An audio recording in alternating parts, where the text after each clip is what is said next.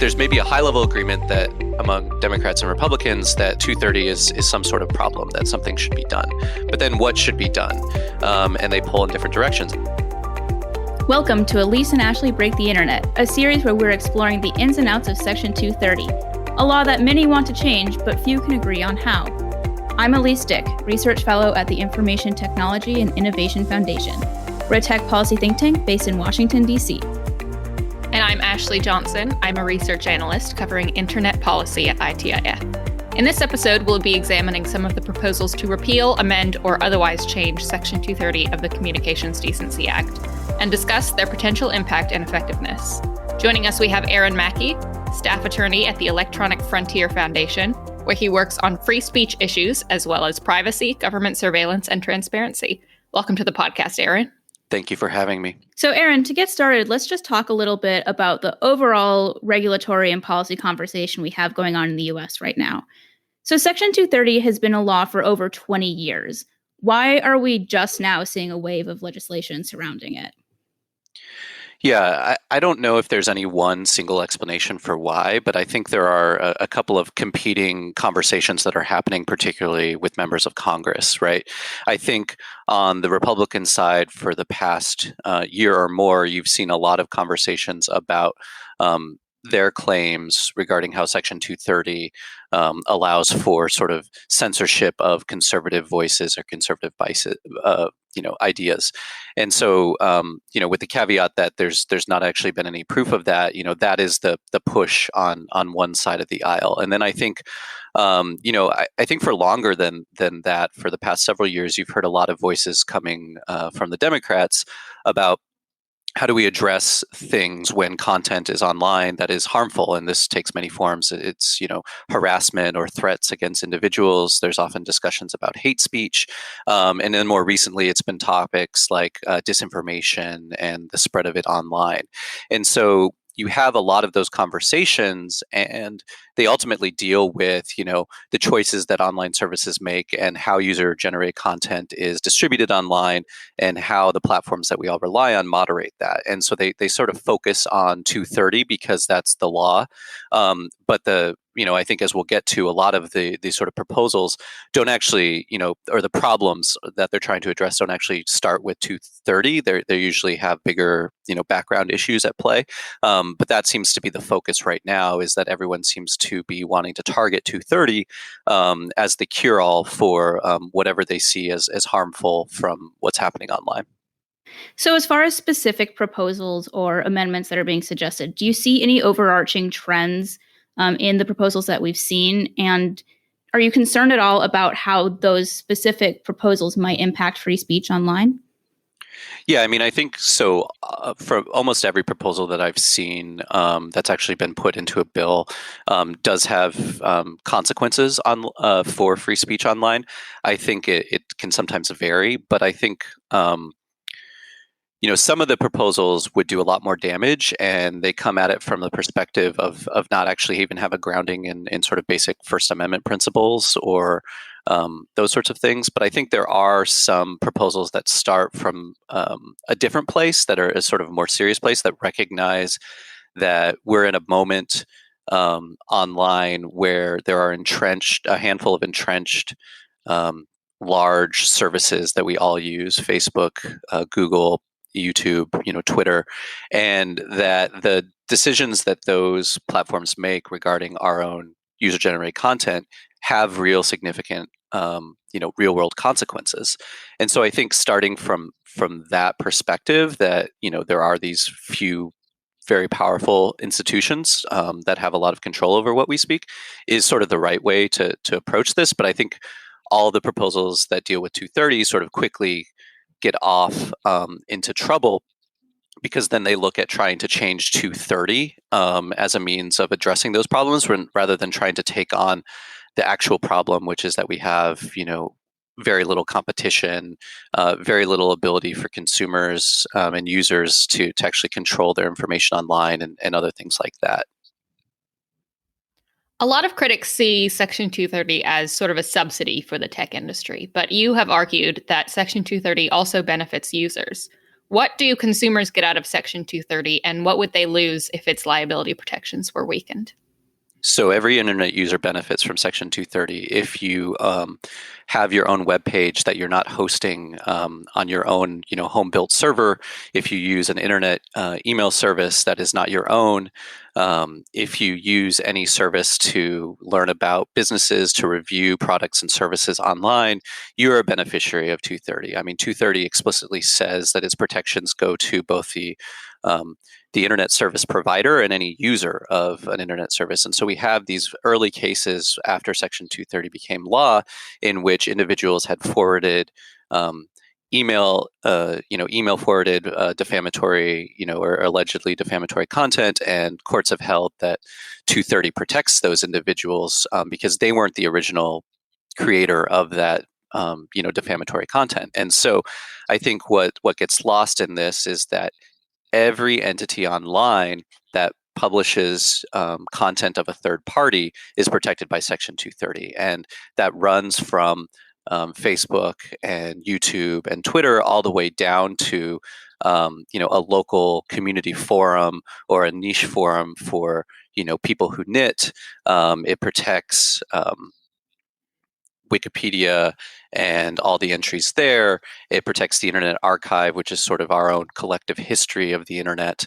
So there's just a lot that is protected by 230, and we often are missing that in the conversations that users not only are sort of the beneficiaries of 230 because we have all these services that we can use every day, but we're also protected by 230 to the extent we ever operate or use a system where we publish someone else's content.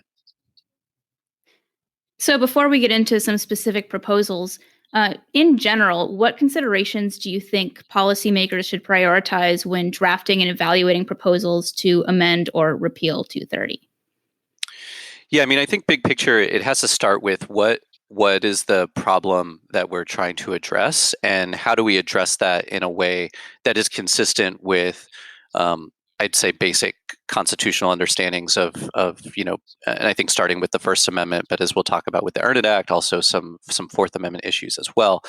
But I think it's actually the conversation should start not within just sort of narrowly focused on 230, but it's like, what do we want to accomplish? What specific harm are we trying to avoid?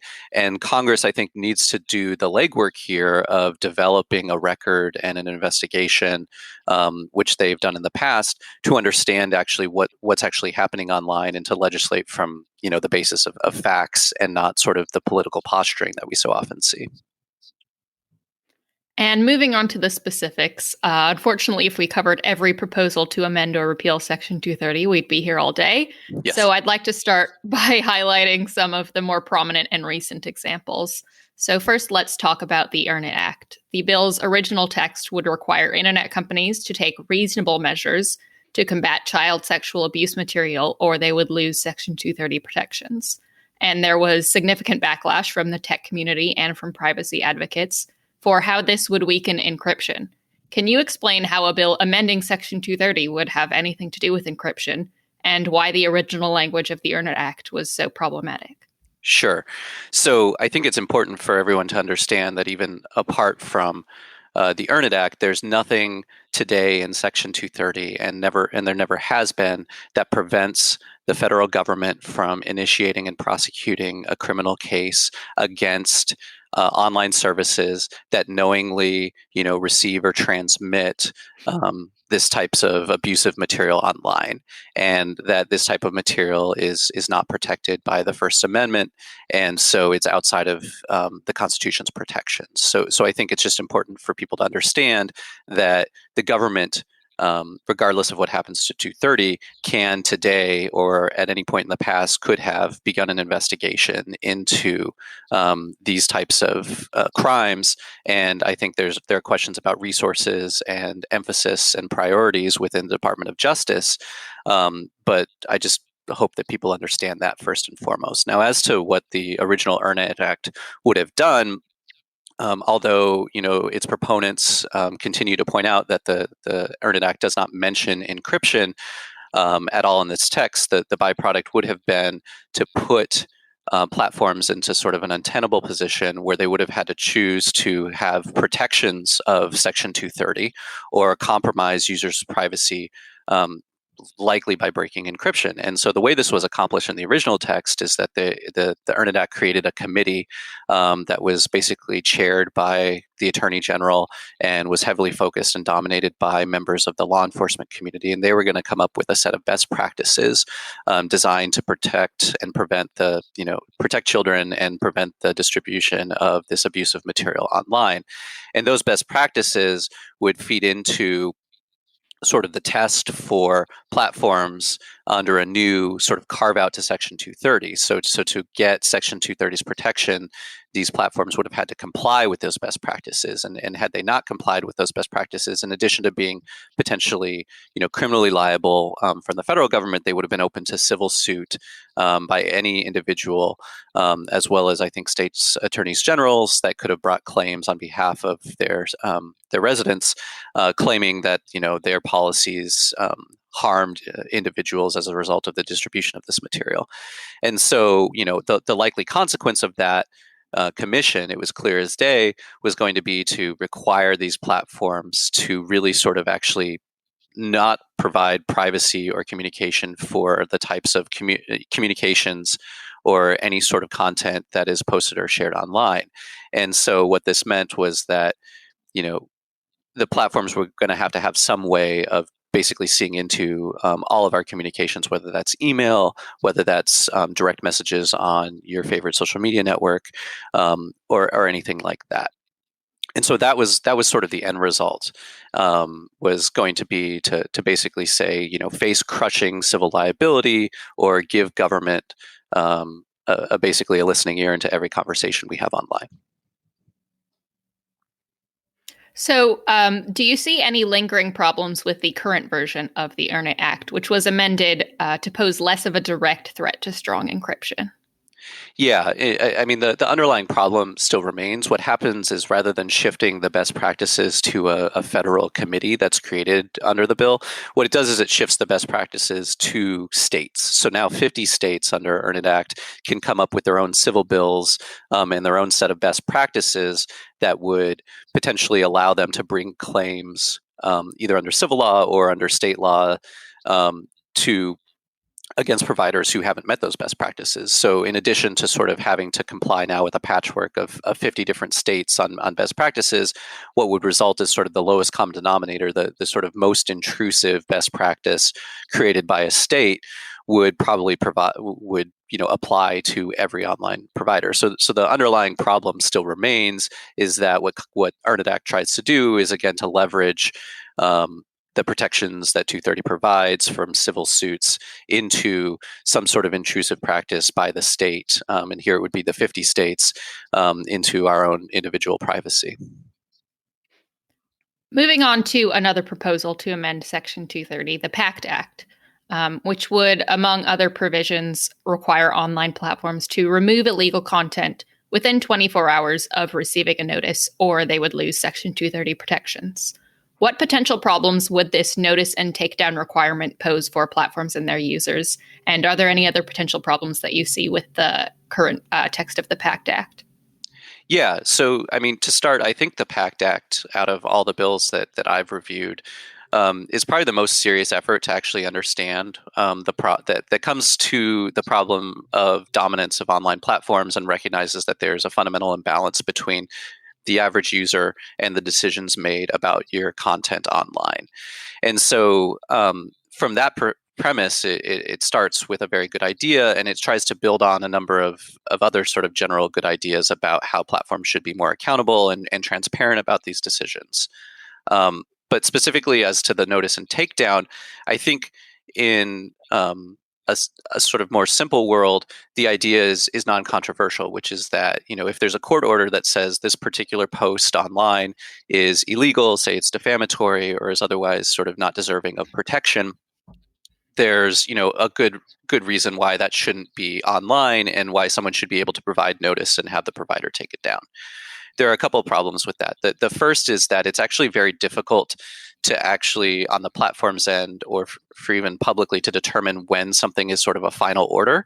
So in the course of a case, you launch your lawsuit, it's a complaint that alleges that the material was illegal. Maybe you move for a preliminary injunction in which there's an early look at that, and there's some decision made. There might be individual decisions along the way.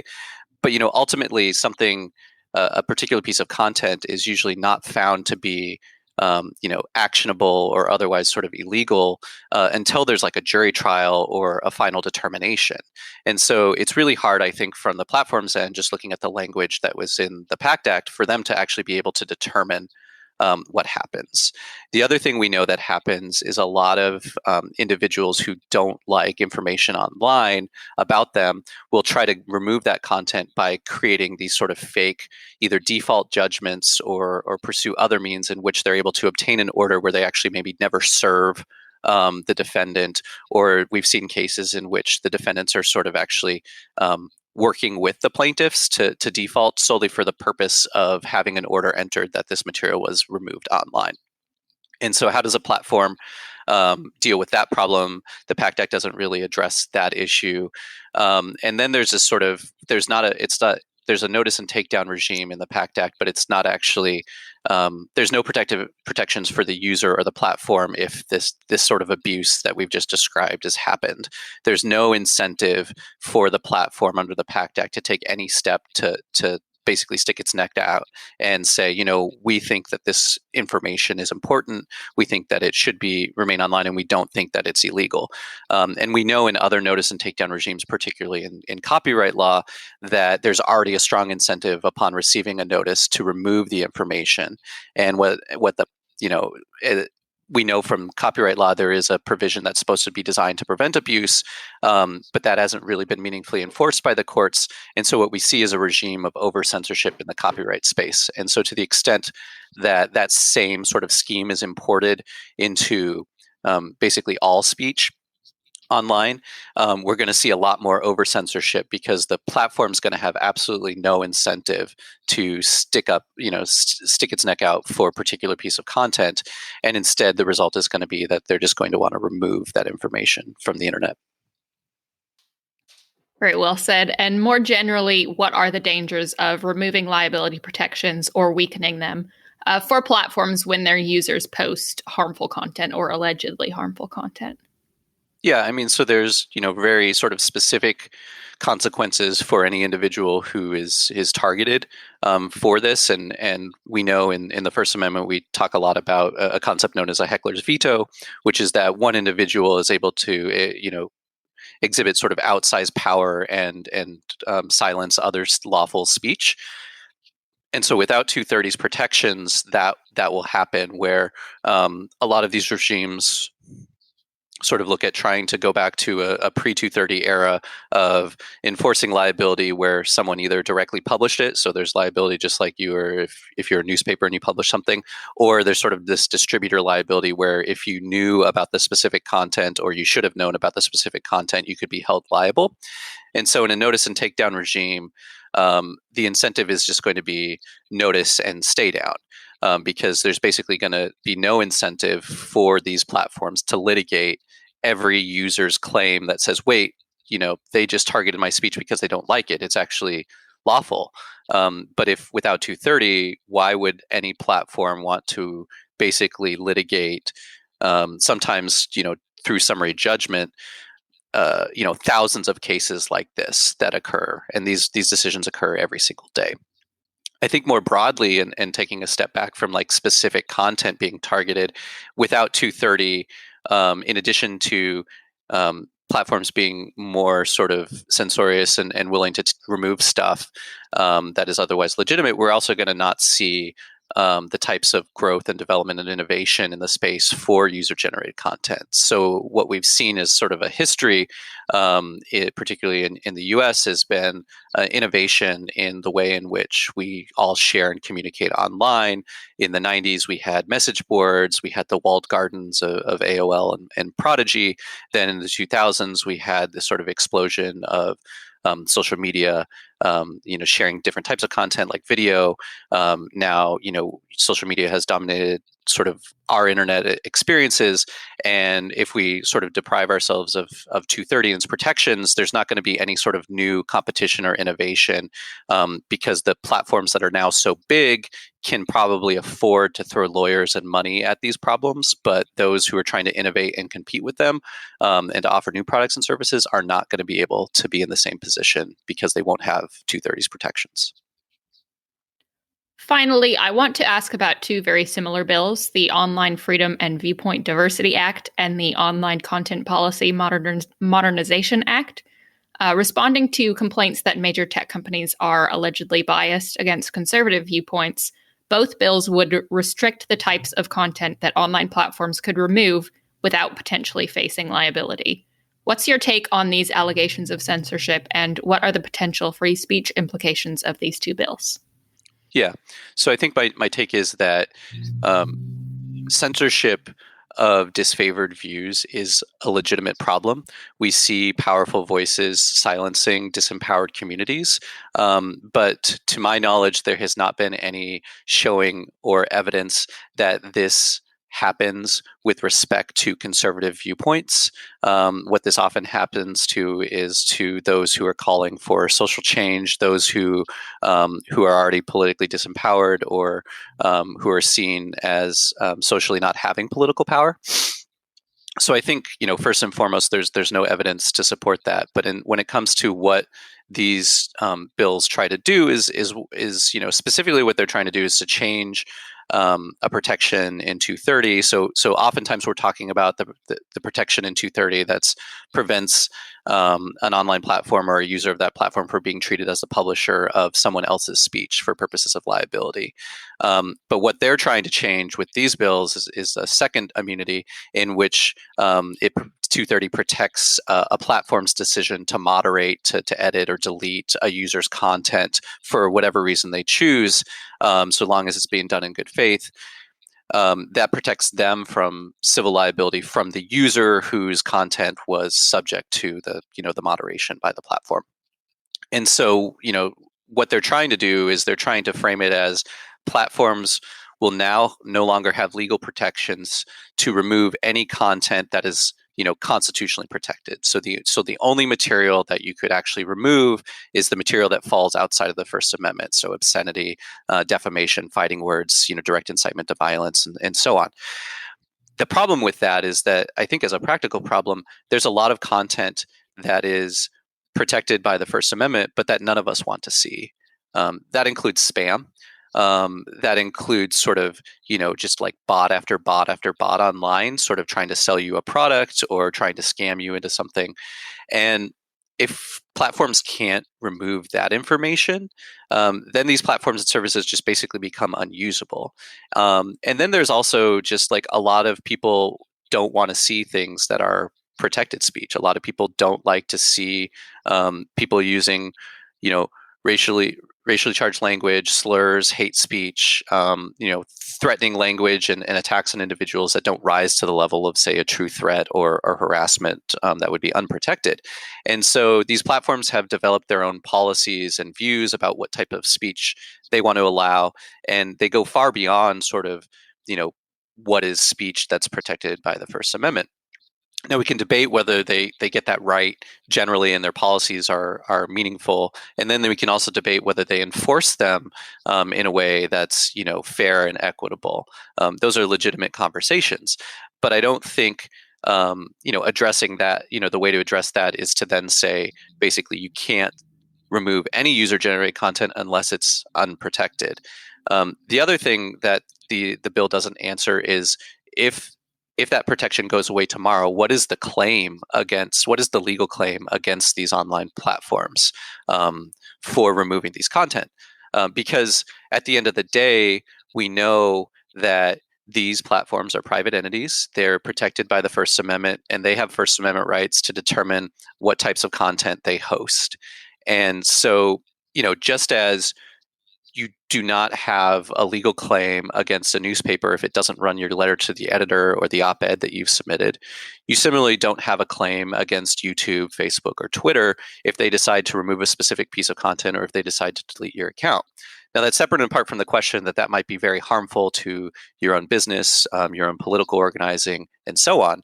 But this bill doesn't really answer that question. And so what it does do is it would just open the floodgates to a lot of vexatious and frivolous litigation on claims of being censored that don't actually address the fundamental problem here of a handful of entities being able to decide, how we speak and doing it in ways that are sometimes unfair and arbitrary.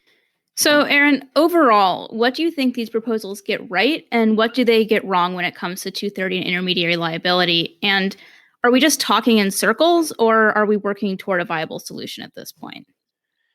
Yeah, it's interesting. I don't know if the metaphor is whether we're talking in circles or whether we're pulling in different directions. Because like I said at the beginning, there's maybe a high level agreement that among Democrats and Republicans that 230 is some sort of problem, that something should be done.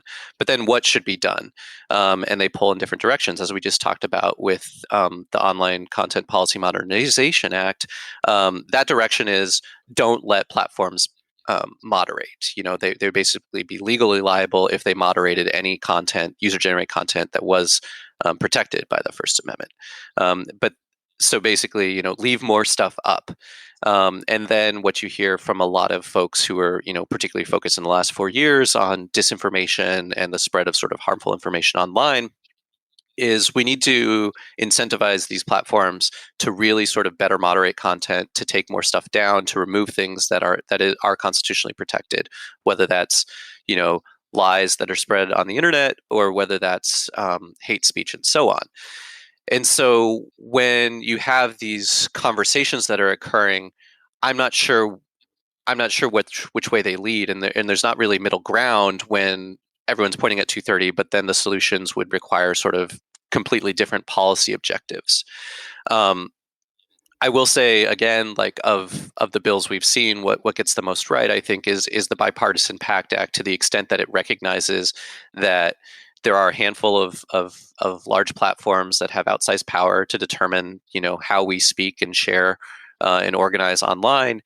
And it recognizes and it tries to set out sort of a recognition of rules specifically designed to deal with these very large platforms, and more flexibility designed to allow for smaller platforms and services to compete and not potentially be burdened by the same level of regulation. But I think, again, as we discussed, the implementation of that all goes wrong. And I think, there could be more work done to actually understand sort of how much content there is online, how quickly, content moderators have to review this material and complaints about it, how users actually navigate these processes and things like that. So I'd say of all of them, the Pact Act at least comes from the most honest position of trying to help users and trying to correct the imbalance between the user and these large services. But I think that's sort of where the end is in terms of what they get right. And what they get wrong, obviously, is that they don't fundamentally grapple with larger constitutional issues at play. I mean, we talked a lot about the First Amendment, but the Earn It Act, one of the things that's problematic is that there's a body of case law under the Fourth Amendment that deals with when does a private entity become sort of a state actor for purposes of being at the direction of law enforcement. And so the Earn It Act raises the significant likelihood that if online platforms are compelled to look into everyone's messages and then turn over that information to law enforcement, that they're no longer acting as private actors, but they're actually acting as agents of the government. And so there's a lot of case law that deals with, what happens when my neighbor asks me to, water his garden, and I go over and get the hose out of the garage and I notice something illegal and it bothers me. And so I call the police. That's a private search. But the difference is what happens if the government is telling me that I have to go into my neighbor's house and look for illegal material and then tell them about it on penalty of, myself being subject to liability. Then that starts to look like a lot more like I'm being directed by the government.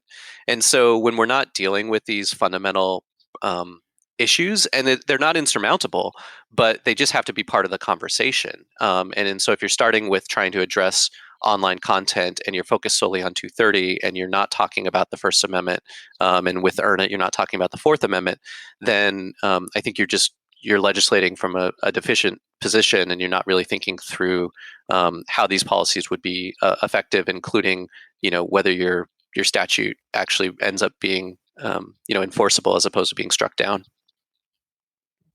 For our final question that we will ask all of our guests, we want to know what your verdict is on Section 230. Should we keep it, amend it, or repeal it?